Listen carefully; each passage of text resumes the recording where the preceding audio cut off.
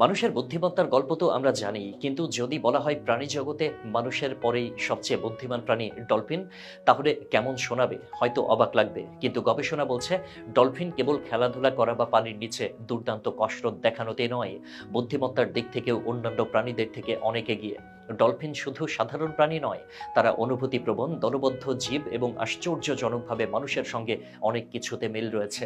তারা পরস্পরের সঙ্গে যোগাযোগ করে, পরিকল্পনা করে, শিকার করে, এমনকি বিপদে পড়লে নিজেদের দলের সদস্যদের সাহায্য করতেও এগিয়ে আসে। কিন্তু প্রশ্ন হলো, কেনই বা বিজ্ঞানীরা ডলফিনকে পৃথিবীর অন্যতম বুদ্ধিমান প্রাণী বলে থাকেন? আসুন এই রহস্যময় সামুদ্রিক প্রাণী সম্পর্কে আরো গভীরে যাওয়া যাক। ডলফিনরা একা থাকতে পছন্দ করে না, বরং দলবদ্ধ হয়ে চলে। তারা একটি সমাজবদ্ধ কাঠামোতে বসবাস করে, যেখানে প্রত্যেকের জন্য আলাদা আলাদা ভূমিকা থাকে। আহত বা অসুস্থ কোনো সদস্য থাকলে বাকিরা তাকে সাহায্য করে, এমনকি খাবার এনে খাওয়ায়।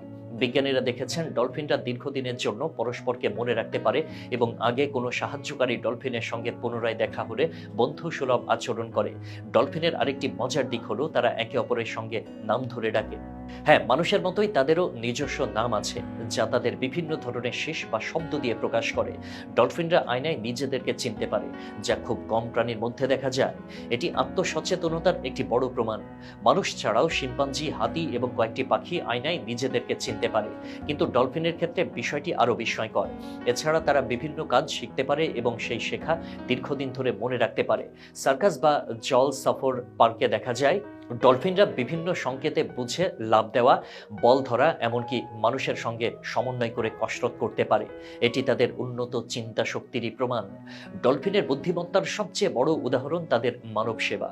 বহুবার দেখা গেছে ডলফিন হারিয়ে যাওয়া বা ডুবন্ত নাবিককে তীরে নিয়ে এসেছে, হাঙরের আক্রমণ থেকে রক্ষা করেছে, এমনকি সমুদ্রে পথ হারানো জেলেদের দিক নির্দেশনাও দিয়েছে। একাধিকবার এমন ঘটনা ঘটেছে যেখানে ডলফিনের দল হারিয়ে যাওয়া মানুষকে ঘিরে বর্ম তৈরি করেছে, যাতে অন্য কোনো শিকারী প্রাণী আক্রমণ করতে না পারে। এ কারণে বহু অভিজ্ঞ নাবিক বিশ্বাস করেন যেখানে ডলফিন আছে সেখানে সাগর তুলনামূলক নিরাপদ। অনেকে মনে করেন ডলফিন মাছ, কিন্তু প্রকৃতপক্ষে তারা মাছ নয়, বরং স্তন্যপায়ী প্রাণী। ডলফিনরা শ্বাস নেয় ফুসফুস দিয়ে, ডিম পাড়ে না, বরং সরাসরি বাচ্চা জন্ম দেয় এবং তাদের দুধ খাইয়ে বড় করে। এ কারণে ডলফিনকে স্তন্যপায়ী প্রাণী হিসেবে শ্রেণীবদ্ধ করা হয়েছে। একটি সাধারণ ভুল ধারণা হলো ডলফিন কখনো ডাঙায় থাকতো এবং পরবর্তীতে পানিতে চলে গেছে। যদিও এর পেছনে কোনো সুস্পষ্ট বৈজ্ঞানিক প্রমাণ নেই, তবে অনেক গবেষক মনে করেন ডলফিনের পূর্বপুরুষরা হয়তো ডাঙার প্রাণী ছিল এবং পরে পরিবেশের সাথে খাপ খাইয়ে নেয়। ডলফিন শুধু কৌশলী শিকারী বা আকর্ষণীয় জলজ প্রাণী নয়, তারা এক অনন্য বুদ্ধিমান জীব। তারা অনুভূতি বোঝে, সংকেত বুঝতে পারে, আয়নায় নিজেদেরকে চিনতে পারে এবং দলগতভাবে জীবনযাপন করে।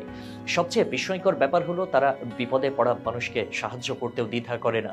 বিজ্ঞানীরা এখনো ডলফিনের মস্তিষ্ক নিয়ে গবেষণা চালিয়ে যাচ্ছেন এবং প্রতিনিয়ত নতুন নতুন তথ্য বেরিয়ে আসছে। তবে একটি বিষয় নিশ্চিত, মানুষের পর যদি কোনো প্রাণীকে বুদ্ধিমত্তার শীর্ষে রাখা হয়, তাহলে ডলফিন সেই তালিকার প্রথম দিকেই থাকবে।